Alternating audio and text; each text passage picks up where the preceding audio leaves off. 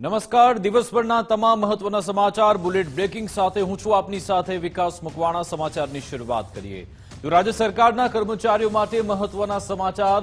જૂની પેન્શન યોજના અંગે સરકારે હવે પરિપત્ર જાહેર કર્યો છે. રાજ્ય સરકારના નાણાં વિભાગે પરિપત્ર જાહેર કર્યો અને એપ્રિલ 2005 પૂર્વે જોડાયા હોય તેવા કર્મચારીઓને લાભ મળશે.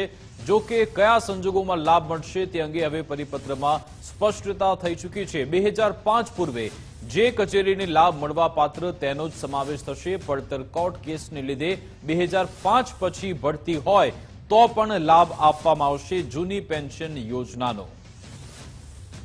આજ અંગે વધુ વિગત આપશે સંવાદદાતા નિકુંજ જાની ફોનલાઈન પર જોડાઈ ગયા છે. નિકુંજ, આખરે હવે જૂની પેન્શન યોજના અંગેનો આ પરિપત્ર આવી ચૂક્યો છે, તેમાં શું સ્પષ્ટતા કરાઈ છે? 2005 પહેલાના એ કર્મચારીઓ છે જેને જૂની પેન્શન યોજનાનો લાભ મળવા પાત્ર થશે. 2005 પહેલાના એટલા માટે કારણ કે તેમની ભરતી 2005 પહેલા થઈ હતી જ્યારે ઓલ્ડ પેન્શન યોજના ચાલુ થઈ હતી, પરંતુ જેવો 5 વર્ષનો ફિક્સ પગાર જ્યારે તેમનો પૂર્ણ થયો ત્યારે નવી પેન્શન યોજના આવી ગઈ હતી, જેના કારણે તેમનો નવી પેન્શન યોજનાની અંદર સમાવેશ કરાયો હતો. પરંતુ અનેક માંગણીઓના આધારે સરકારે લગભગ 1.5 મહિના પહેલા એ પ્રકારની સૈદ્ધાંતિક મંજૂરી આપી હતી કે જૂની પેન્શન યોજનાના જે કર્મચારીઓનો લાભ 2005 પહેલાના જે કર્મચારીઓ છે તેમને મળવા પાત્ર છે. માત્ર આ જાહેરાત હતી, સૈદ્ધાંતિક મંજૂરી હતી, પરંતુ પરિપત્ર નહોતો થયો, ઠરાવ નહોતો થયો, જેને લઈને કર્મચારીઓ માંગણી કરી રહ્યા હતા કે માત્ર જાહેરાત નહીં પરંતુ કાગળ પર તેનો ઠરાવ કરવામાં આવે. અને આજે સૌથી મોટા સમાચાર, ખુશીના સમાચાર એ કર્મચારીઓ માટે છે કે હવે ઓફિશિયલ રીતે ગેઝેટ પણ બહાર પડાયું છે, નોટિફિકેશન પણ બહાર પડાયું છે. એનો મતલબ કે સરકારે ઓન રેકોર્ડ જે છે તેનો લાભ આપવા માટેની સ્વીકારતા આપી છે. બિલકુલ, આભાર નિકુંજ તમામ જાણકારી આપવા બદલ. રાજ્યમાં રવિ પાક લેવા સમયે જ હવે ડીએપી ખાતરની અછત સર્જાઈ છે. ડીએપી ખાતરની અછતથી ખેડૂતો પરેશાન છે. જો કે કૃષિ નિયામકે માંગ કરતા પુરવઠો ઓછો હોવાનું પણ સ્વીકાર્યું. 1.75 લાખ મેટ્રિક ટન ખાતરની જરૂરિયાત છે. 45,000 મેટ્રિક ટન જથ્થો ઉપલબ્ધ છે. ખાતરની અછત વચ્ચે કૃષિ નિયામકે ખેડૂતોની સલાહ પણ આપી કે ડીએપી અને એનપીકે ખાતર મિશ્ર કરીને વાપરવું જોઈએ. સમતોલ ખાતર વાપરવામાં આવે તો સારું. અલગ અલગ વિસ્તારોમાંથી આવી રહ્યા છે અછતના સમાચાર. વાવણીનો સમય શરૂ થયો ત્યારે જ નથી મળી રહ્યું ખાતર.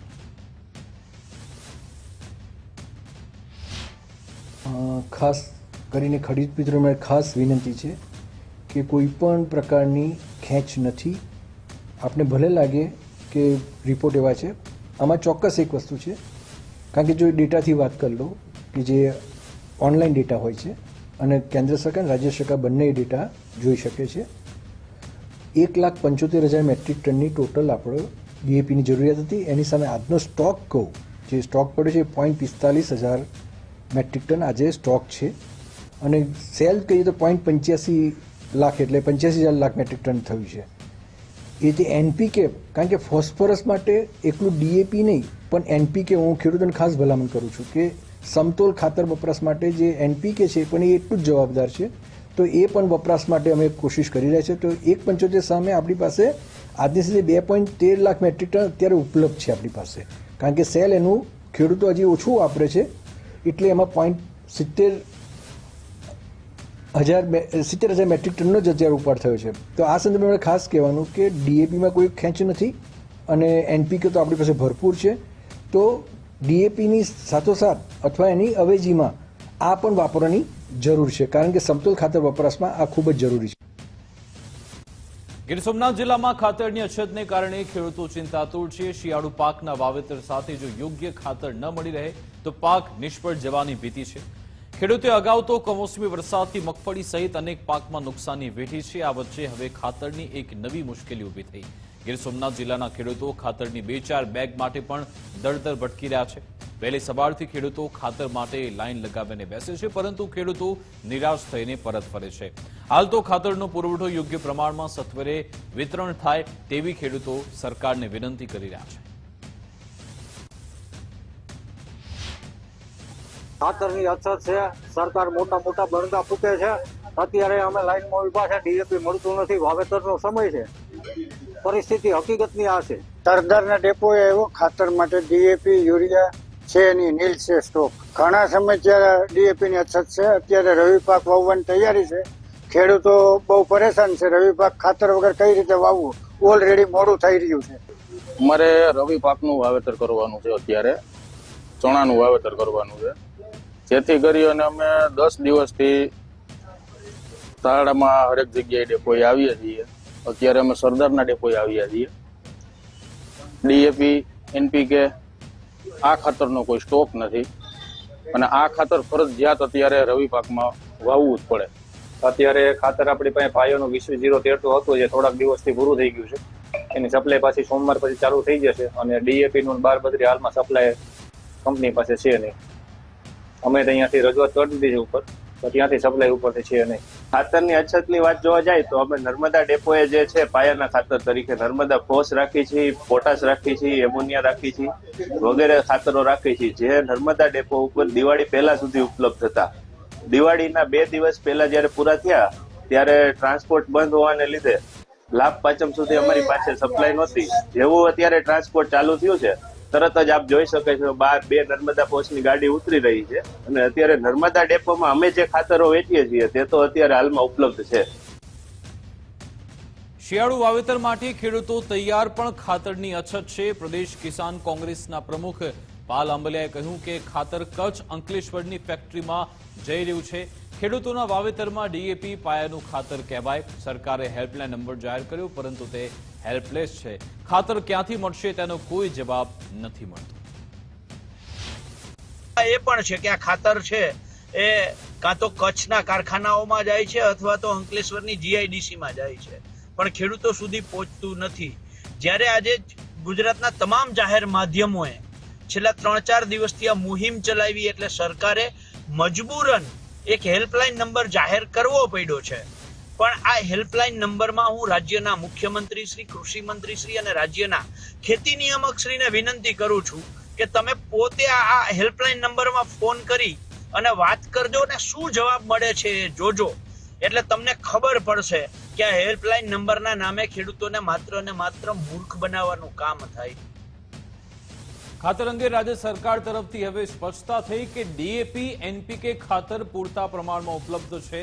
અલગ અલગ મંડળીમાં તબક્કાવાર ઉપલબ્ધ થશે. સહકારી મંડળીઓ ગુજકો માસોલ ડેપોમાં ઉપલબ્ધ થશે. રાજ્ય સરકારે તે માટે એક હેલ્પલાઇન નંબર જાહેર કર્યો. 1800-180-1551 એટલે કે 1800-180-1551 પર ખેડૂતો સંપર્ક કરી શકે છે. ડીએપી, એનપીકે ખાતરના જથ્થા અંગે માહિતી મેળવી શકાશે. રાજ્ય સરકાર 11 નવેમ્બરથી ટેકાના ભાવે ખરીદી શરૂ કરશે. 160 કરતા પણ વધારે કેન્દ્રો પર મગફળીની ખરીદી કરાશે. મુખ્યમંત્રી ભૂપેન્દ્ર પટેલ હિંમતનગરથી ખરીદીનો શુભારંભ કરાવશે. વેચાણ માટે 3,33,000 કરતા પણ વધારે ખેડૂતોએ નોંધણી કરાવી. ઓનલાઈન નોંધણી માટે 10 નવેમ્બર છેલ્લો દિવસ. અફવાથી દૂર રહેવા કૃષિ મંત્રી રાઘવજીએ અનુરોધ પણ કર્યો છે. રાજ્ય સરકાર દ્વારા આ વર્ષે મગફળીના મબલક ઉત્પાદનને ધ્યાને લઈ ટેકાના ભાવે ખરીદીની સુયોગ્ય વ્યવસ્થા કરવામાં આવેલ છે. સમગ્ર રાજ્યમાં 160થી વધુ ખરીદ કેન્દ્રો પરથી થનારી આ ખરીદીનો શુભારંભ માનનીય મુખ્યમંત્રી શ્રી ભૂપેન્દ્રભાઈ પટેલના હસ્તે હિંમતનગર ખાતેથી શરૂ કરવામાં આવનાર છે. અત્યાર સુધીમાં 3,33,000 જેટલા ખેડૂતોએ ટેકાના ભાવે મગફળીનું વેચાણ કરવા રજીસ્ટ્રેશન કરાવેલ છે. આ તમામ ખેડૂતો પાસેથી રૂપિયા 1356.60 પ્રતિ 20 કિલોના ભાવે પૂરતા પ્રમાણમાં મગફળી ખરીદવાનું સરકારશ્રી દ્વારા આયોજન કરવામાં આવેલ છે. ખેડૂતોને કોઈ પણ ખોટી અફવાઓ કે વાતોમાં આવ્યા વગર આ યોજનાનો લાભ લેવાની મારી નમ્ર વિનંતી છે. જૂનાગઢ, અમરેલી તેમજ ગીર સોમનાથ જિલ્લાના ખેડૂતો દ્વારા ઇકો સેન્સિટિવ ઝોનને લઈ વિરોધ થઈ રહ્યો છે. ગીર પંથકમાં જાહેરનામા સામે 40,000થી વધુ વાંધા અરજી રજૂ કરાઈ છે. મહત્વનું છે કે ઇકો સેન્સિટિવ ઝોનનું જાહેરનામું પ્રસિદ્ધ થયા બાદ ગીર સોમનાથ, અમરેલી, જૂનાગઢમાં ભારે વિરોધ જોવા મળ્યો છે. ઇકો સેન્સિટિવ ઝોન જાહેરનામા સામે વાંધા રજૂ કરવાની મુદત પૂર્ણ થવાને આરે છે, તો બીજી બાજુ સરકાર અને વનતંત્ર સામે સ્થાનિક લોકોનો રોષ પણ જોવા મળ્યો છે. કલમ 370 ને લઈ ફરી એકવાર રાજકીય ઘમાસાણ સર્જાયું છે. કેન્દ્રીય મંત્રી CR પાટીલે વિપક્ષ પર પ્રહાર કર્યા. સંસદના નિર્ણયને તોડવાનો પ્રયત્ન કરે છે કોંગ્રેસ તેવું કહેવાયું. સંસદમાં બહુમતી સાથે કલમ 370 હટાવાઈ હતી. કલમ 370 રદ થવાથી કાશ્મીરમાં શાંતિ સ્થપાઈ. જમ્મુ કાશ્મીરના લોકોનો અધિકાર છીનવવાનો પ્રયાસ. કાશ્મીરની જનતા દેશના વિકાસમાં સહયોગ આપવા માંગે છે તેવું કહ્યું.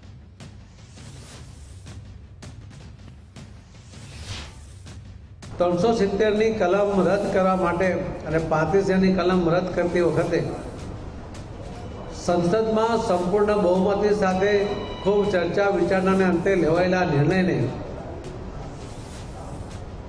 અવગણવાનો પ્રયત્ન કોંગ્રેસ અને MC બંને મળીને કરી રહ્યા છે. 370ની કલમ રદ કરવાને કારણે આદિવાસી સમાજ હશે, લઘુમતી સમાજ, દલિત સમાજ કે બહેનો, આ દરેકને પોતાના અધિકારો પ્રાપ્ત થયા છે કે જે આ દેશમાં જે અધિકારો છે એ દરેકને મળવા જોઈએ. જે કાશ્મીરને મળતા નહોતા એને કાશ્મીરના લોકોને પણ મળતા થયા છે. 370ની કલમ રદ કર્યા પછી અમે જોયું હશે કે આતંકવાદી હુમલાઓમાં પણ લગભગ 70% ઘટાડો થયો છે.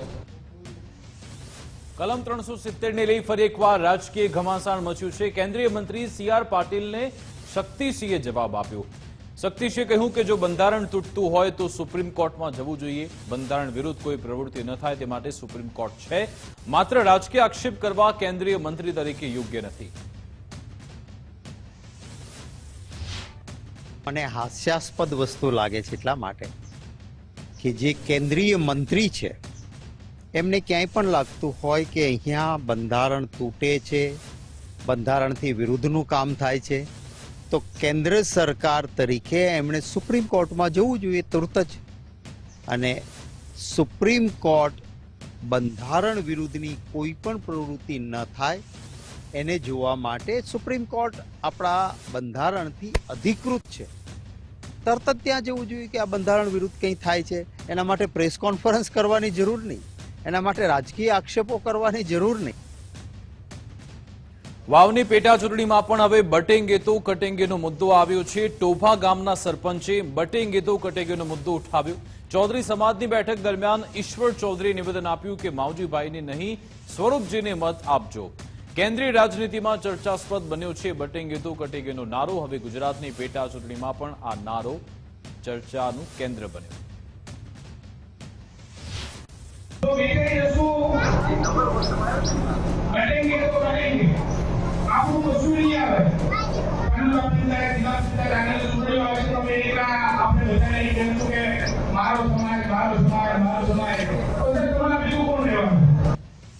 બનાસકાંઠાની વાવ વિધાનસભા બેઠક પર રાજકીય પક્ષો એડી ચોટીનું જોર લગાવી રહ્યા છે.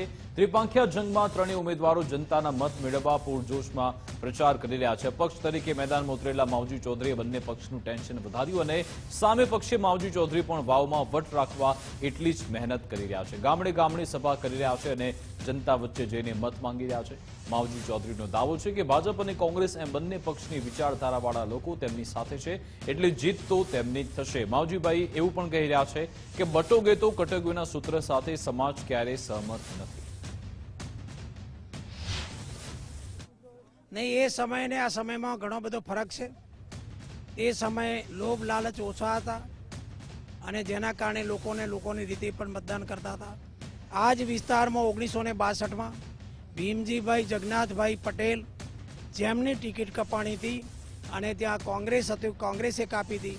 ડાયાભાઈ મહેતાની ડિપોઝિટ જપ્ત થઈ હતી કોંગ્રેસની અને પ્રજાએ અપક્ષ ઉમેદવારને જીતાડીને મેળેલા. એ આ વિસ્તારનો ઇતિહાસ છે. આદરણીય MP સાહેબ એમ કહે છે પરબતભાઈ સાહેબ પણ અહીં અપક્ષ ચૂંટણી લડ્યા હતા. મેં અમને સાથ આપ્યો હતો 95માં અને ધારાસભ્ય જીત્યા હતા. આદરણીય ભેમાભાઈ સાહેબ પણ દિયોદરમાંથી અપક્ષ ચૂંટણી લડ્યા હતા અને જીત્યા હતા. એટલે આ વિસ્તારની પ્રજા જ્યારે જ્યારે અન્યાય થયો છે ત્યારે સહન કરતી નથી, પરિણામ કરી બતાવે છે.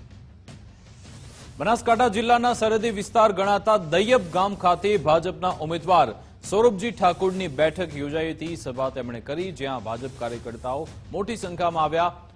અને તેમણે વિકાસના કાર્યો લોકો સમક્ષ રજૂ કર્યા. સાથે આવનારા સમયમાં ભાજપ પક્ષની જીત થશે તો બાકી રહેલા વિકાસના કામ કરવાની પણ બાંહેધરી આપી. ગઈકાલે બનાસકાંઠા જિલ્લાના ભાજપના પૂર્વ સાંસદ પરબત પટેલે કહ્યું હતું કે વાવ વિધાનસભા પેટા ચૂંટણીમાં અપક્ષ ચૂંટણી લડી રહેલા માવજીભાઈ પટેલ સાથે ચૌધરી સમાજ રહેશે, જેના કારણે ભાજપને થોડી મહેનત વધુ કરવી પડશે. જે નિવેદન પર ભાજપ ઉમેદવાર સૌરભજી ઠાકોરે કહ્યું કે આ વખતે ચૌધરી સમાજના લોકો સમજીને મતદાન કરશે અને વર્ષોથી ચૌધરી સમાજ સમજુ રહ્યો છે અને આ વખતે પણ સમજીને ભાજપ તરફી મતદાન કરશે. અને સમર્થન પણ આપી રહ્યા છે કે આ વખતે અમે કમળને જીતાડીને 100% મૂકશું. 18 આલમનો એક જ નારો છે, કમળ કમળ ને કમળ. ચૌધરી સમાજ સમજુ છે ચાલુ સરકારની અંદર એ ભૂલ ના કરે, મોટી ભૂલ કહેવાય એમ એ ભૂલ નહીં કરે. ચૌધરી સમાજ એ સમજુ ખૂબ છે એમ. બનાસકાંઠા જિલ્લાની વાવ વિધાનસભાની પેટા ચૂંટણીમાં ત્રિપાંખીયો જંગ જામ્યો છે, ત્યારે ત્રણેય પક્ષના ઉમેદવારો મત મેળવવા માટે મેદાને ઉતર્યા. ગઈકાલે વાવ ખાતે મેઘવંશી સમાજનું સ્નેહમિલન કાર્યક્રમ યોજાયો, જેમાં ગેનીબેન ઠાકોરે ગુલાબસિંહ રાજપૂત પર કટાક્ષ કરતા કહ્યું કે ગુલાબસિંહ રાજપૂતને વાવનું ખેતર 3 વર્ષ માટે અડાણું આપવાનું છે, પછી તેમને અહીંયા કોઈ લેવા દેવા નથી. ત્યારે આ નિવેદનને પગલે વાવ વિધાનસભાના મતદારોનો મૂડ બદલાયો છે. એંગલથી વિચાર કર્યા પછી પણ કઈ આ ગુલાબભાઈને આ ખેતર વાવનું કઈ કાયમ લખી આલેલું નથી. માત્ર 3 વાર આપણે અડાણું આલે છે, પછી કઈ લેવા દેવા નથી ભાઈ હો. 3 વાર પછી જ્યાં તમારે જવું હોય તો જાજો, રહેવા દેવું હોય તો રહેવા દેજો, પણ પછી વાવમાં તમારે આ 3 વાર એ ખેતર અમે છૂટું કરી દઈશું અને આપણા માંથી જ કોઈક નવું કોઈને કોઈ આ વિસ્તારનું નેતૃત્વ કરશે. ગેનીબેનના નિવેદનને પગલે મતદારોએ વળતો જવાબ આપ્યો કે ગેનીબેને અમારો વાવ તાલુકો અડાણું આપી દીધો છે, અમને પણ ખબર નથી, હવે અમારે અડાણું રહેવું નથી, એટલા માટે અમારે હવે ભાજપને વોટ આપવો પડશે. હવે મારે અડાણું રહેવું કે નહીં તો અમારી મરજી છે ને. તો હવે મારે અડાણું ન રહેવું હોય તો અમારે ભાજપને વોટ આપવું પડે. કારણ કે ઘણા વર્ષોથી આ કોંગ્રેસનો ગઢ કહેવાય વાવ તાલુકો. ઘણા વર્ષોથી વાવ તાલુકો કોંગ્રેસ જ આયા રાખે છે અને અમે ગુલામી કરી. અમારું છેલ્લું ગામ છે પેલું છેવાડાનું છેલ્લું ગામ કહેવા દઈએ. અમારે કોઈ પણ જાતનો વિકાસ નથી. અમારે ત્યાં અહીંયા રણની કાંધીએ છે, એટલે રણનો વિસ્તારના કારણે અમારા ખેતરો બધા ખારા પડ્યા છે. અમારે કેટલા ખેડૂતો બિનખેડૂત થઈ ગયા છે, બીજાના ખેતરમાં જઈને રહેવા માંડ્યા છે, જે ઘર તાઈ છોડી દેવા પડ્યા. વર્ષ થઈ ગયા, બરોબર 7 વર્ષની કોઈ વસ્તુ વિકાસ થયો જ નથી. ખાલી વાતો જ કરી મોટી મોટી, આમ જઈને અમારે આમ કરશું ને આમ કરશું. બરોબર અમે 2 થી 3 વખત કીધું એમને રસ્તાઓનું કે આ રસ્તાઓ અમારે નથી. એ રસ્તાઓ કે અમને કહેવા કે અમારે ડાયરેક્ટ અમારે આગળ સરકાર છે નહીં, એ પસાર કરતા નથી. બરોબર છે, અમારે શું કરવું? ગમે તે કામ કેવા જઈએ એમને તો એમ જ કહે છે કે અમારી સરકાર છે નહીં. ને આ વખતે ગમે તે વસ્તુ એમને કીધું કે ગેનીબેને બરોબર અમારા પ્રશ્નો હલ કરો, નથી પાણી આવતું. બરોબર અમે કેટલી વખત રજૂઆતો કરી કલેક્ટર સાહેબની, એમને પણ ખુદની રજૂઆતો કરી, પણ પાણી કોઈ વસ્તુ આવતું નથી. રાજકોટમાં નાગરિક સહકારી બેંકની ચૂંટણીનો જંગ જામેલો છે. સંસ્કાર પેનલના 15 ઉમેદવારોએ હવે ઉમેદવારી પત્રક રજૂ કર્યા. ચૂંટણી અધિકારી સમક્ષ ઉમેદવારી પત્રક રજૂ કરવામાં આવ્યા. સહકાર પેનલ વિરુદ્ધ હવે સંસ્કાર પેનલ મેદાને છે. બેંકના પૂર્વ ચેરમેન કલ્પક બણિયારે આક્ષેપ કર્યા, ભ્રષ્ટાચારી લોકોને ફરી ન લાવવાના પ્રયાસો છે. અમારી લડાઈ સત્તા માટે નહીં પરંતુ કૌભાંડકારીઓ વિરુદ્ધ છે. એ પરિવારનું હિતની રક્ષા કરવી. 10 લાખમાંથી 332 થયા, એટલે કે 332 લોકો જે સિલેક્ટ થયા એના 1000 લોકોની રક્ષા કરવાની થઈ અને 332 પૈકી જે પણ અત્યારે 21 લોકો ચૂંટાવાના છે એણે તમામ લોકોની હિતની રક્ષા કરવાની. આ રક્ષામાં કંઈક પ્રોબ્લેમ છે ત્યારે અમારે ન છૂટકે ઇન્ટરનલ પૂરા પ્રયત્નો પછી અમારે આ ફોર્મ ભરવા પડે છે. આમાં કોઈ બધા જ લોકો સંઘ અને ભાજપ સાથે સંકળાયેલા લોકો છે. રાજકોટ નાગરિક બેંકની ચૂંટણી પહેલા બેંકના પૂર્વ ચેરમેન કલ્પક મણિયારને હવે મુંબઈ પોલીસે સમન્સ પાઠવ્યું છે. મુંબઈની આર્થિક ગુના નિવારણ શાખાએ તેમને સમન્સ પાઠવ્યું. મુંબઈમાં 8 કરોડના લોન ફ્રોડ કેસમાં સમન્સ પાઠવાયું. સમગ્ર મામલે સાક્ષી તરીકે હાજર રહેવા ફરમાન બહાર પડાયું. ચૂંટણી સમયે જ મામલો સામે આવતા અનેક તર્ક વિતર્ક થઈ રહ્યા છે. રાજકોટમાં નાગરિક બેંકની ચૂંટણી પહેલા ગરમાવો. બેંકના પૂર્વ ચેરમેને વધુ એક વિડીયો રિલીઝ કરી આરોપ લગાવ્યો કલ્પક મણિયારે જૂનાગઢ બ્રાન્ચમાં થયેલા કૌભાંડ અંગે ઘટસ્ફોટ કર્યો છે. એક જ ગ્રુપના 150 થી 200 લોકોએ લોન લીધી હોવાનો આરોપ લગાવ્યો. અગાઉ લોનની ભરપાઈ કરવા પણ નવી લોન લીધી હોવાનો આક્ષેપ. બેંકના ચડત વ્યાજ સહિત 25 કરોડનું કૌભાંડ હોવાનો પણ આરોપ છે. 138 ખાતામાં કૌભાંડ આચર્યું હોવાનો આક્ષેપ છે. ખોટી રીતે પ્લાન બતાવી લોન લીધી હોવાનો પણ આરોપ લગાવાયો.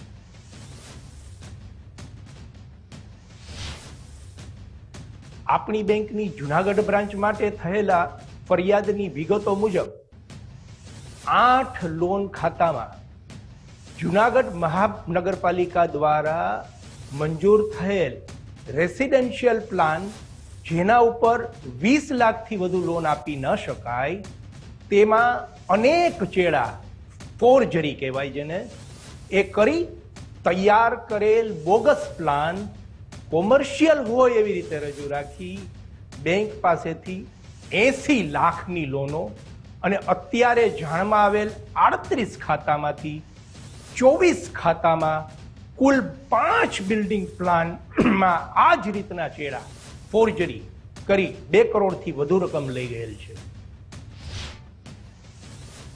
રાજકોટ નાગરિક બેંકની ચૂંટણીને પગલે હવે મામા ભાણેજ વચ્ચે યુદ્ધ જામેલું છે.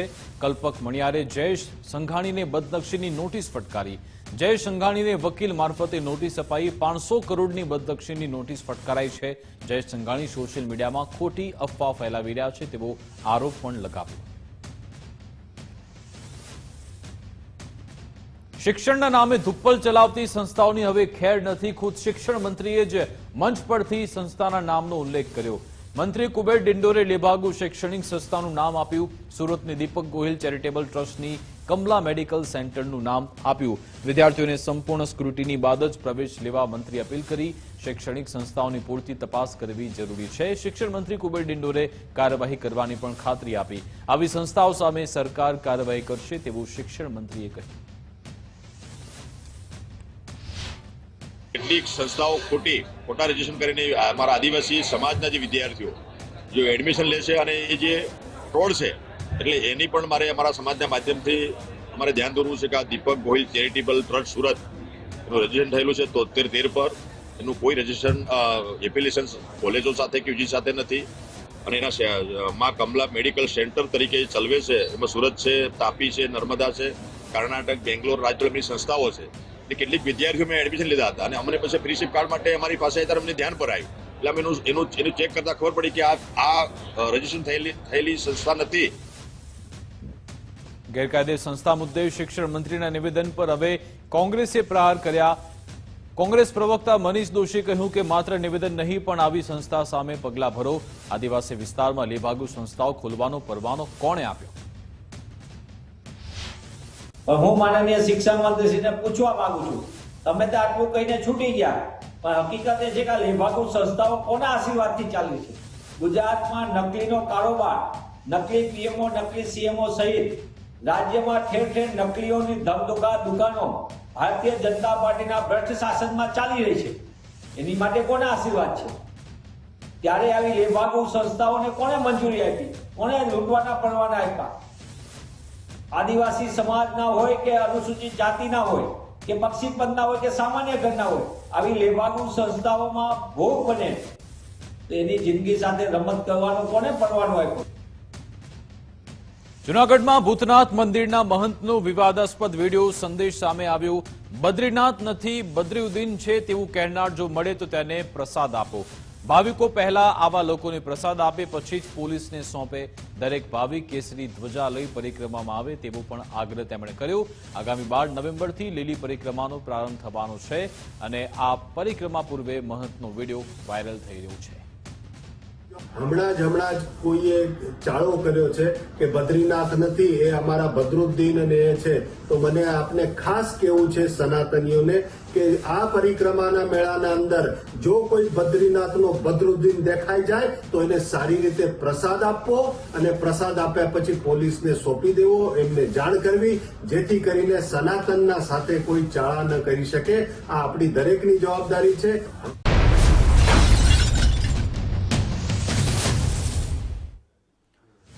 નમસ્કાર, બુલેટ બ્રેકિંગમાં આપનું સ્વાગત છે. હું છું પ્રતિપાલસિંહ. વાત કરીએ અંબાજીની. અંબાજી નજીકના ગામમાં રહેતી 15 વર્ષીય સગીરા સાથે દુષ્કર્મની ઘટના ઘટી છે.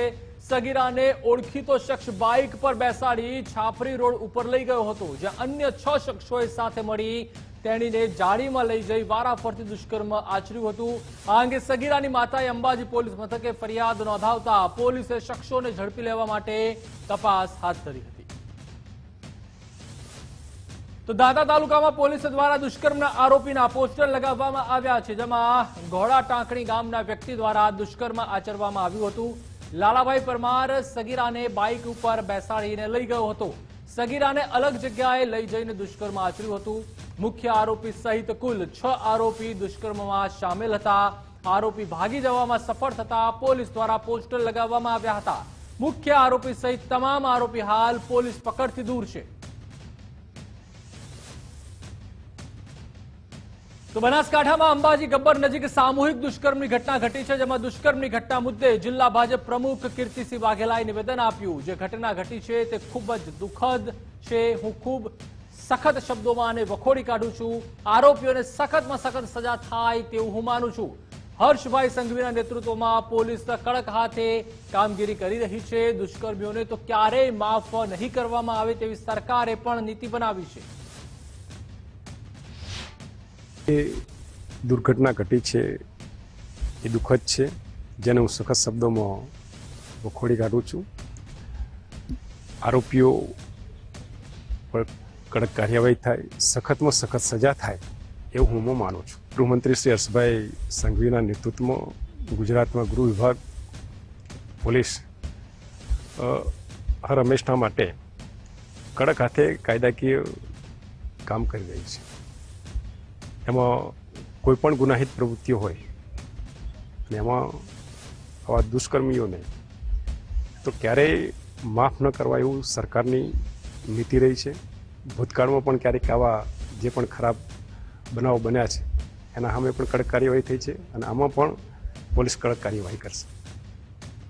તો અંબાજીમાં દુષ્કર્મની ઘટના મુદ્દે શક્તિસિંહ ગોહિલે પણ વાકપ્રહાર કર્યા અને રાજ્યમાં કાયદો અને વ્યવસ્થાની પરિસ્થિતિ કથળી ગઈ છે તેવા વાકપ્રહાર શક્તિસિંહે કર્યા. અંબાજીમાં બનેલી દુર્ઘટના અત્યંત દુઃખદ છે. સરકાર પોલીસ પાસેથી કોંગ્રેસને નુકસાન પહોંચાડવાનું કામ કરાવે છે. ગુંડા તત્વો પાસે સભ્ય નોંધણી અને સભ્ય બનાવે છે. નિષ્ઠાવાન અધિકારીઓને સરકારે ફિલ્ડમાં મોકલવા જોઈએ તેવું પણ શક્તિસિંહે ઉમેર્યું. અતિશય દુઃખદ અને સભ્ય સમાજમાં ક્યારેય ન જોવા મળે એ પ્રકારની આ ઘટના છે. કોઈ પણનું માથું શરમથી ઝૂકી જાય એવી આ ઘટના છે. રોજ બરોજ આવી ઘટનાઓ બન્યા કરે છે. કાયદોની વ્યવસ્થા માટે સરકારે જે જાગૃતતા દાખવવી જોઈએ એ દાખવાતી નથી. પોલીસનો રાજકીય ઉપયોગ ન થવો જોઈએ. પોલીસનું કામ છે જનતાની સુરક્ષા માટે. તો આ તરફ ગાંધીનગરના કલોલના દંતાલી પાસે ફાયરિંગમાં એક સગીરનું મૃત્યુ નિપજ્યું છે. પાડોશી સાથે પ્લોટના રસ્તા બાબતે નિવૃત્ત આર્મી મેને ફાયરિંગ કર્યું હતું. રમેશ ભરવાડ નામના નિવૃત્ત આર્મી મેને રિવોલ્વરથી ફાયરિંગ કર્યું. ઘર પાસેથી અવર જવર બાબતે તકરાર થતા 6 રાઉન્ડ ફાયરિંગ કરવામાં આવ્યું. ફાયરિંગમાં રિંકુ ભરવાડ નામના કિશોરનું મોત નિપજ્યું છે, તો 3 લોકો ઇજાગ્રસ્ત થયા છે. પોલીસે રમેશ ભરવાડની ધરપકડ કરી રિવોલ્વર કબજે કરી હતી. દંતાલી ગામમાં આવેલા ગ્રીનવુડ રેસિડેન્સીમાં સવારે ફાયરિંગ થયું હતું. ગાંધીનગર એલસીબી અને સાથે જ પોલીસે ફરિયાદ નોંધી તપાસ હાથ ધરી છે. આ કેસમાં લગભગ 6 રાઉન્ડ ફાયર થયા હોવાનો અમારો અંદાજ છે અને આ કામનો જે મુખ્ય આરોપી છે રમેશ રામસિંહભાઈ ભરવાડ, જેઓને પોલીસે રાઉન્ડ કરી લીધેલ છે. તેના ગુનામાં વાપરેલ હથિયાર રિવોલ્વર તેમજ ગાડી પણ પોલીસે હસ્તગત કરેલી છે અને તેને અટક કરવાની કાર્યવાહી ચાલુ છે. આ જે રમેશભાઈ છે એ એક્સ આર્મીમેન છે, પણ આર્મીમાં નોકરી કરતા હતા, અત્યારે રિટાયર થઈ ગયેલ છે અને તેને જે આ રિવોલ્વરનો ઉપયોગ કરેલો હતો તે રિવોલ્વરનું તેની પાસે લાયસન્સ છે અને લાયસન્સ રિવોલ્વરમાંથી એને ફાયર કરેલું છે. તો મહેસાણાના કડીમાં બંદૂક વડે હવામાં ફાયરિંગ કરવામાં આવ્યું, જેમાં ડાયરામાં હવામાં ફાયરિંગ કરનાર 2 શખ્સો વિરુદ્ધ ગુનો દાખલ કરવામાં આવ્યો છે. કડીના ખેરપુર ગામમાં માતાજીનો પ્રાણ પ્રતિષ્ઠા મહોત્સવ હતો. પ્રાણ પ્રતિષ્ઠા મહોત્સવ નિમિત્તે લોક ડાયરો યોજાયો હતો. ફાયરિંગ કરનાર ભગાજી ઠાકોર અને મોતીભાઈ રબારી વિરુદ્ધ ફરિયાદ નોંધાઈ છે. જે હથિયાર વડે ફાયરિંગ કરેલું તે બારોબાર હથિયાર જપ્ત કરવામાં આવ્યું છે. જેમાં હથિયાર ડાંગરવાના ચિરાગસિંહ આર્મીમેનનું હોવાનું સામે આવ્યું છે. સમગ્ર ઘટનામાં કોની હાજરીમાં ફાયરિંગ કર્યું તેની પણ તપાસ થઈ રહી છે. ડાયરાના કલાકારોની પણ પૂછપરછ કરવામાં આવશે. ખાતરી કરાવી આવી ઘટના બની છે કે કેમ તે સંદર્ભે તપાસ કરાવતા એ બાબતે ખાતરી થતાં પોલીસે આ અંગે નંદાસણ પોલીસ સ્ટેશનમાં ગુનો દાખલ કરેલો છે. જેની અંદર આ જે હવામાં ફાયરિંગ કરતા હતા એ ઈસમોની ઓળખ ઠાકોર ભગાજી તથા અન્ય મોતી રબારીની ઓળખ થયેલી છે. તો પોલીસે અત્યારે આ સમગ્ર મામલે આર્મ્સ એક્ટ તથા BNSના રેલેવન્ટ સેક્શન હેઠળ ગુનો દાખલ કરી તપાસ હાથ ધરેલી છે. અત્યારે પોલીસે બંને જે આરોપી છે તેમને રાઉન્ડ અપ કરેલા છે. તો સુરેન્દ્રનગરના જોરાવરનગર ખાતે ફાયરિંગમાં હત્યાનો સમગ્ર મામલો છે. તેમાં આરોપી વનરાજ ખાચરને ઘટના સ્થળે લઈ જઈ પોલીસે રિકન્સ્ટ્રક્શન કરાવ્યું. અન્ય ગુનેગારોમાં કાયદાનો ડર બેસાડવા રિકન્સ્ટ્રક્શન કરવામાં આવ્યું. આરોપીના હાથ બાંધી પોલીસ સ્ટાફ સાથે ઘટના સ્થળે લઈ જવામાં આવ્યો હતો. ડીવાયએસપી PSI સહિતના પોલીસ કાફલો પણ હાજર હતો. તો સુરેન્દ્રનગરના થાન તાલુકાના હુમલાના બનાવમાં વધુ એકનું કરુણ મોત નીપજ્યું છે. જેમાં સારવાર દરમિયાન વધુ એક મહિલાનું કરુણ મોત નીપજ્યું છે. મહિલાનું રાજકોટ હોસ્પિટલમાં મોત નીપજ્યું. પ્રેમ પ્રકરણમાં થયેલા હુમલામાં અગાઉ પિતા પુત્રના મોત થયા હતા. સારસાણા ગામમાં 3 શખ્સોએ પિતા પુત્ર પર હુમલો કર્યો હતો. તીક્ષ્ણ હથિયાર વડે હુમલો કરતા મોત નીપજ્યું હતું. તો રાજકોટ રેન્જ આઈજી અશોક કુમાર યાદવ સુરેન્દ્રનગર જિલ્લાની મુલાકાતે પહોંચ્યા હતા. સુરેન્દ્રનગર જિલ્લામાં ગુનાખોરી મામલે રેન્જ આઈજીએ સમીક્ષા કરી. હત્યા, અપહરણ, ખંડણી, ફાયરિંગ સહિતના બનાવોને ધ્યાનમાં લઈને સમીક્ષા કરવામાં આવી. જિલ્લા પોલીસ વડા સહિતના અધિકારીઓ સાથે ચર્ચા વિચારણા પણ કરવામાં આવી. અમદાવાદના નારોલમાં ફટાકડા ફોડવા જેવી બાબતે મારામારી થઈ હોવાની ઘટના સામે આવી છે. જેમાં પૂજા બંગલોઝ પાસે જગન્નાથ મંદિરના હાથીખાના સંભાળતા જગદીશ મહારાજે બોલાચાલી બાદ પાડોશી પર હુમલો કર્યો હતો. મારામારીની ઘટના અંગેનો વિડીયો સામે આવ્યો છે. નોંધનીય છે કે મારામારી મામલે આકાશ ગુપ્તા નામના યુવકે જગદીશ મહારાજ વિરુદ્ધ નારોલ પોલીસ સ્ટેશનમાં ફરિયાદ નોંધાવી છે. તો સુરત ક્રાઇમ બ્રાન્ચે ડ્રગ્સ સાથે 2 યુવકોને ઝડપી પાડ્યા. જેમાં કાપોદ્રા નજીકથી ડ્રગ્સનો જથ્થો લઈ આવતા 2 યુવકોને ઝડપી પાડવામાં આવ્યા છે. મુંબઈના મલાડ ખાતેથી ડ્રગ્સનો જથ્થો લઈ આવતા હતા. પોલીસે આરોપી પાસેથી 43.96 ગ્રામ જથ્થો જપ્ત કર્યો. બંને આરોપીઓનો ગુનાહિત ઇતિહાસ પણ સામે આવ્યો છે. કુનાલ નામનો શખ્સ હત્યાના ગુનામાં આરોપી છે. No drugs in Surat city અન્વયે સુરત પોલીસ દ્વારા ડ્રગ્સ વિરુદ્ધની ઝુંબેશ લગાતાર ચાલુ રહે છે અને ડ્રગ્સની નાબૂદી માટે સતત પ્રયત્નશીલ રહે છે. એ દરમિયાન ક્રાઇમ બ્રાન્ચના પર્સન ઇન્સ્પેક્ટર KI મોદી અને PSI સિંધાને એક બાતમી મળી હતી કે વેડ રોડનો નામાંકિત શાહિદ અને રાંદેરનો કુણાલ, આ બંને જે એક નોટોરિયસ પર્સન છે, આ બંને મુંબઈથી ડ્રગ્સ પ્રતિબંધિત ડ્રગ્સ MD લાવી સુરત શહેરમાં વેડ રોડ અને રાંદેરમાં વેચે છે. આ બાતમી આધારે PI Modi, PSI Sindha, PI Jain Goswami અને PSI વાળા 2 ટીમો બનાવી અલગ અલગ જગ્યાએ વોચમાં રહેલા હતા. દરમિયાન ગઈકાલે એ મુંબઈથી માલ લઈને આવવાનો છે એ બાતમી આધારે કાપોદ્રા 4 રસ્તા પાસેથી એને રોકી અને એની પાસેથી 43 ગ્રામ જેટલો પ્રતિબંધિત MDનો જથ્થો અંદાજે 4.5-4.5 લાખનો કબજે લેવામાં આવ્યો હતો અને એના વિરુદ્ધ બંનેને પકડી અને આગળની કાર્યવાહી કરવામાં આવી. તો બોટાદ એસઓજીએ માંડવધાર ગામેથી ઝડપ્યું છે લીલા ગાંજાનું વાવેતર. રાજુ વાઘેલાએ જૂના પડતર મકાનમાં ગાંજાનું વાવેતર કર્યું હતું. માંડવધાર ગામની પ્રાથમિક શાળાની પાસે આવેલું છે મકાન. એસઓજી પોલીસે તપાસ કરતા 40થી વધુ લીલા ગાંજાના છોડ મળી આવ્યા. તો રાજ્યમાં સામાજિક તત્વોનો જે ખોફ છે તે વધ્યો છે. કાયદાનો ડર જ ન હોય તેમ દાદાગીરી અને મારામારી તેઓ કરી રહ્યા છે. સુરતના પાંડેસરામાં સામાજિક તત્વોનો આતંક જોવા મળ્યો. અસામાજિક તત્વોએ દુકાનદાર અને ગ્રાહકને માર માર્યો. ફટાકડાના દુકાન પર સામાજિક તત્વો હાથમાં દંડો લઈને આવ્યા હતા અને દાદાગીરી મારામારી કરી. સમગ્ર ઘટનાના CCTV ફૂટેજ પણ સામે આવ્યા છે. તો પોલીસે પણ 2 આરોપીની અટકાયત કરી છે અને વધુ તપાસ હાથ ધરી છે.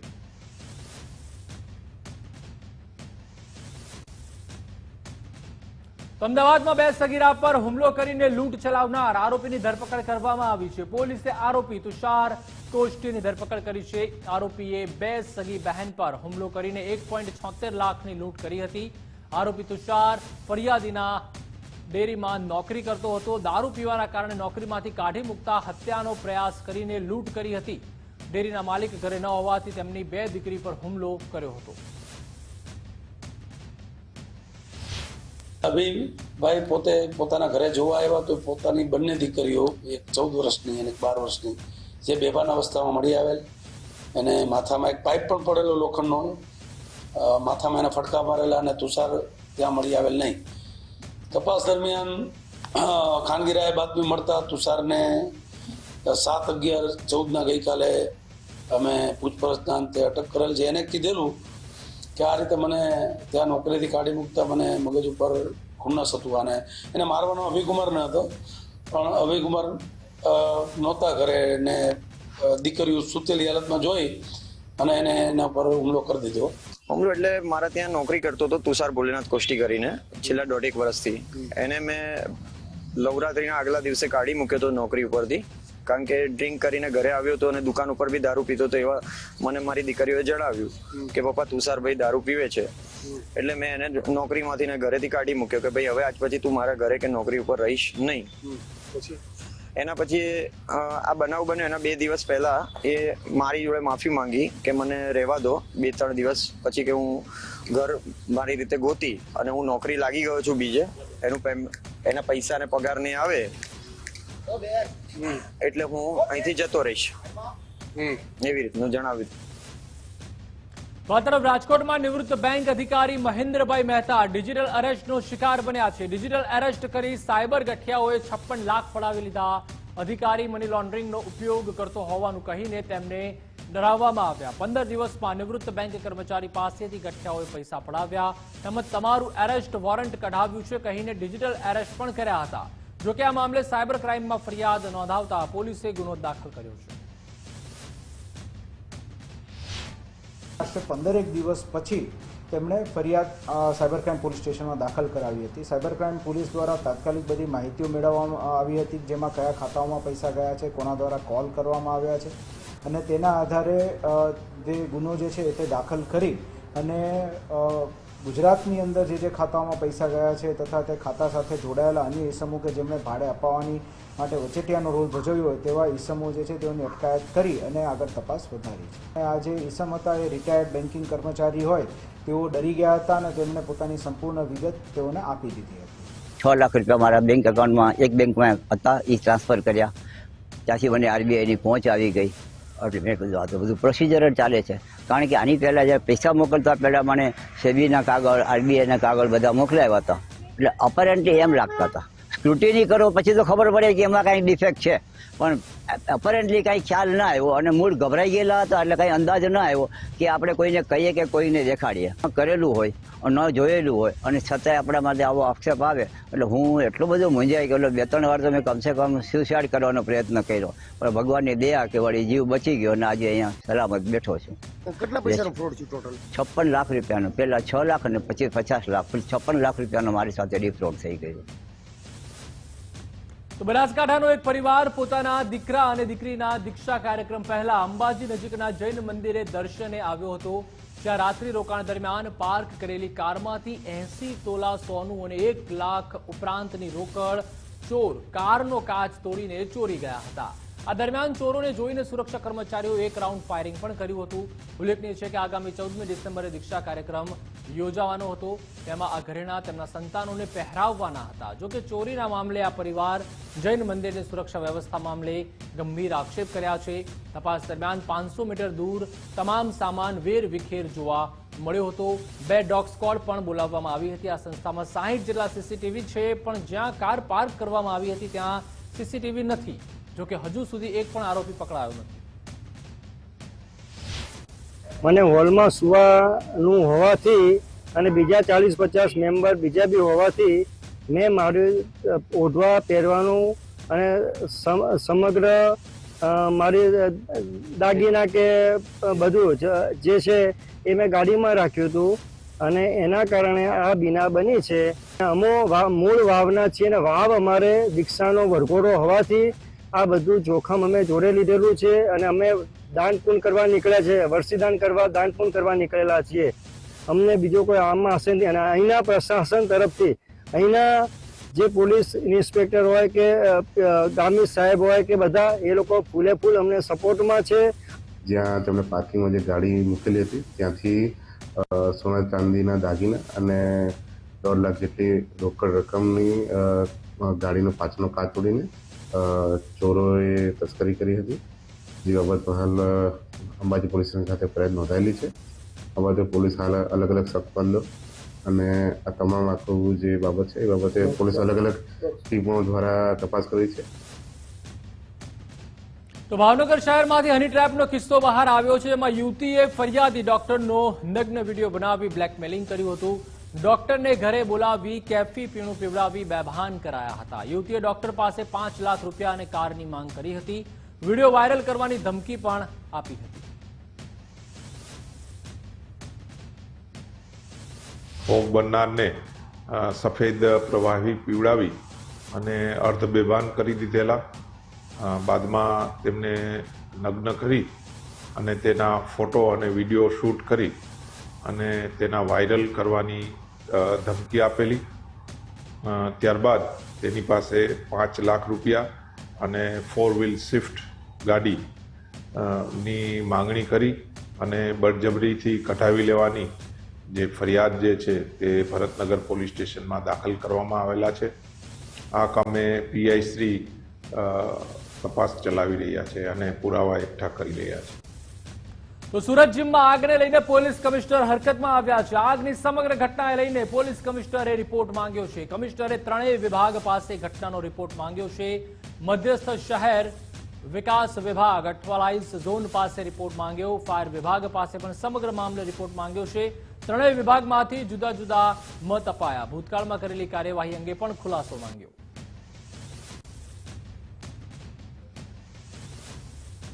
તો સુરત સિટી લાઇટમાં આગને લઈને સૌથી મોટો ખુલાસો થયો છે, જેમાં જીમમાં માળિયું બનાવીને સ્પા ચલાવવામાં આવતું હતું. ન માત્ર તે પરંતુ ફાયર એનઓસી વિના સ્પા અને જીમ ધમધમતું હતું. જાન્યુઆરી 2022 અને ઓગસ્ટ 2024માં જીમને નોટિસ પણ અપાઈ હતી. નોટિસ ફટકારવા છતાં આંખ આડા કાન કરવામાં આવ્યા. જીમ સંચાલકની ગંભીર બેદરકારી તો સામે આવી છે, પરંતુ તંત્ર પણ એટલું જ જવાબદાર છે. જો કે આ ઘટનામાં 2 આરોપીઓની ધરપકડ કરવામાં આવી છે.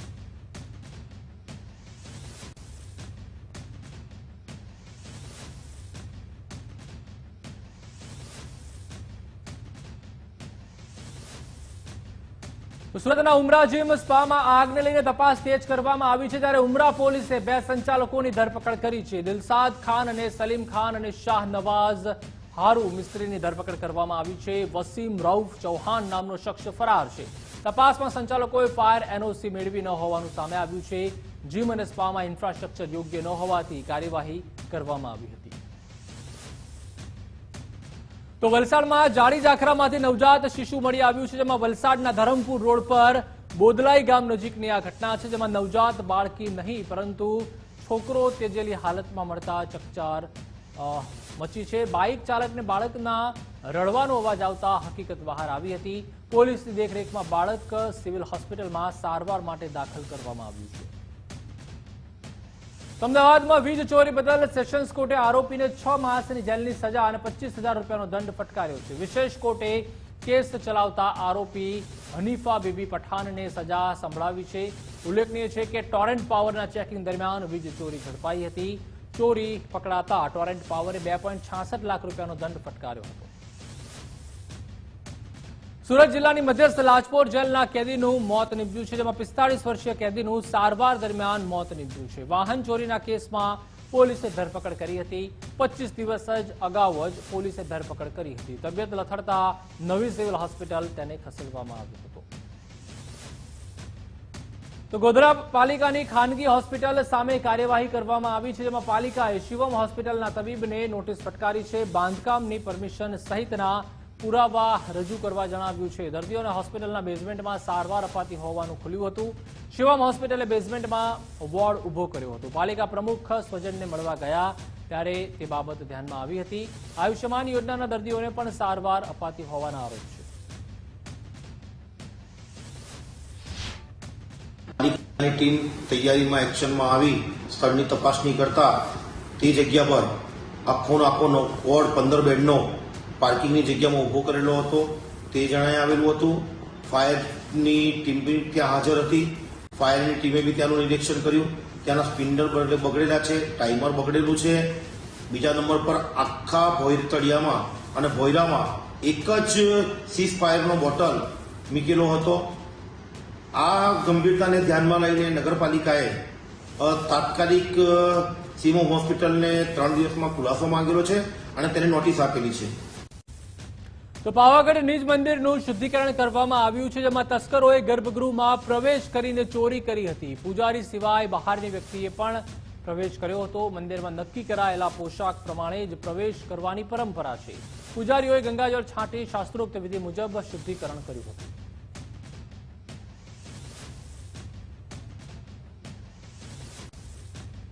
તો શુદ્ધિકરણની જે સમગ્ર પ્રક્રિયા છે તે પાવાગઢ મંદિરમાં કરવામાં આવી હતી. થોડા દિવસ પહેલા જ ચોરીની ઘટના ઘટી હતી. એટલે કે પૂજારી વગર કોઈ પણ વ્યક્તિ જો ગર્ભગૃહમાં પ્રવેશ કરે છે તો ચોક્કસ મંદિરનું તેમજ સમગ્ર પરિસરનું શુદ્ધિકરણ કરવામાં આવે છે. તો ગંગાજળથી સમગ્ર પરિસર તેમજ ગર્ભગૃહને પણ સાફ સફાઈ છે તે કરવામાં આવી હતી અને શુદ્ધિકરણની જે પ્રક્રિયા છે તે પાવાગઢ નિજ મંદિરમાં તંત્ર દ્વારા હાથ ધરવામાં આવી હતી. સદી બદલાય કે પછી સમય બદલાય, પણ કહેવાય છે કે આસ્થાનું શિખર શાશ્વત રહે છે. હોય શ્રદ્ધા અપાર તો પછી પુરાવાની ક્યાં જરૂર છે? અને આવું જ કંઈક જોવા મળ્યું છે પાવાગઢમાં. મધ્યપ્રદેશના રતલામથી માતા પિતા તેમના લકવાગ્રસ્તથી પીડિત 10 વર્ષની દીકરીને લઈને માતાના શરણ સુધી આવ્યા છે. તેમને વિશ્વાસ છે કે માતાજીના આશીર્વાદ તેમની દીકરીને જરૂર પડશે. પાવાગઢ મંદિર સુધી પહોંચવા માટે એક વ્યક્તિને ચઢવું જ્યારે મુશ્કેલ બનતું હોય છે ત્યારે 80 કિલોનું વજન ધરાવતી દીકરીને पीठ ऊपर उंचकीने पिता पहुंचा था मंदिरे. इस्लाम से आए हैं तो 10 साल से बच्ची चल रही है. जी हमारी बच्ची को पैदल चलाए. ये आस्था है हमारी. किलो वजन है इस बच्ची में और पैदल तोक के चढ़ के आस्था है कि मेरी माता जी चलाएगा पैदल. तो रथयात्रा અને દશેરાના દિવસને શુભ માનીને લોકો વાહનોની ખરીદી કરતા હોય છે. થોડું ઘણું મેન્ટેનન્સ આવતા કાર વેચી કાઢે છે. જોકે ગુજરાતમાં એક કાર ચાલક એવા પણ છે જેમણે તેમની કારને વેચવાને બદલે કે સોદો કરવાને બદલે વાજતે ગાજતે તે ભાગ્યશાળી કારની સમાધિ શાસ્ત્રોક્ત વિધિ સાથે કરાવી છે. શા માટે? જાણવા માટે જુઓ આ રિપોર્ટ. જે કારે બદલી નાખી કિસ્મત, તે કાર માટે કાઢ્યું વાજતે ગાજતે ફુલેકું. વહાલ સોઈ વેગેનારની વિદાય. સાધુ સંતોએ પણ કર્યું અનુષ્ઠાન. ભાગ્યશાળી કાળને કારણે ભાગ્ય બદલાતા ઢોલ નગારા પણ વાગ્યા. નથી આ કોઈ ધાર્મિક મહોત્સવ કે નથી લગ્ન પ્રસંગનો કોઈ માહોલ. જગતમાં પહેલીવાર એવું બન્યું કે જે કારને કારણે કાર માલિકની જિંદગી બદલાઈ છે તેમણે કારનો સોદો કરવાને બદલે તે ભાગ્યશાળી કારની સમાધિ કરાવવાનો નિર્ણય કર્યો.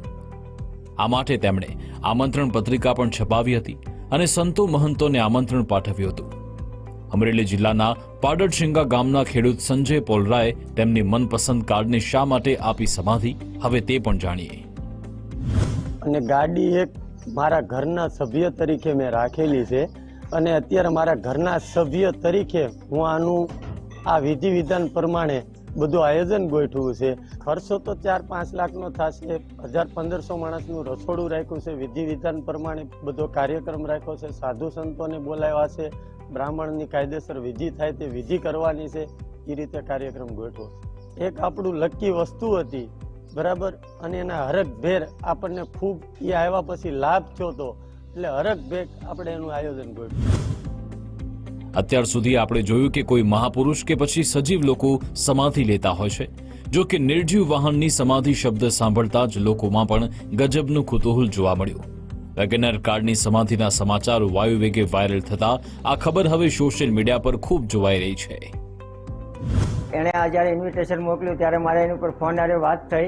એણે મને કીધું કે આવી રીતનું આપણે આયોજન કર્યું છે, આપણે ગામમાં કોઈ એવી જગ્યા નથી કે એને મ્યુઝિયમમાં રાખી શકીએ, એટલે એણે આખી આયોજન ગોઠવ્યું છે અને પોતાના ખેતરમાં ખાડાની અંદર એને સમાધિ આપવાની છે, સાધુ સંતોને બોલાવ્યા છે, એના સામૈયા કરવાના છે અને કાયદેસર પોતાનું સ્વજન ગુમાવ્યું હોય એ રીતની જ એને વિધિથી બધું કરવાનું છે.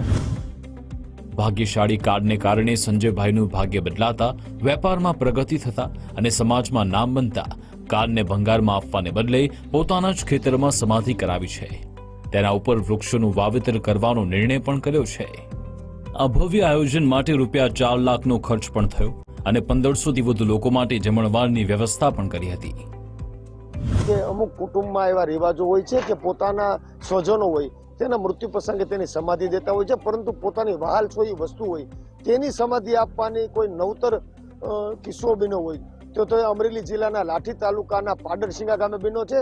આપ જોઈ શકો છો સંજય પાલરા નામના ખેડૂતે પોતાની વહાલ છોઈ કાર હતી, તે કારને તેને સમાધિ આપી છે અને જાણે વાતે ગાતે સંતોના સામિયા સાથે સમગ્ર પોતાની કાર છે તે પોતાના વાડીમાં તેને સમાધિ આપી અને તેની હાલમાં દફન વિધિ ચાલી રહી છે.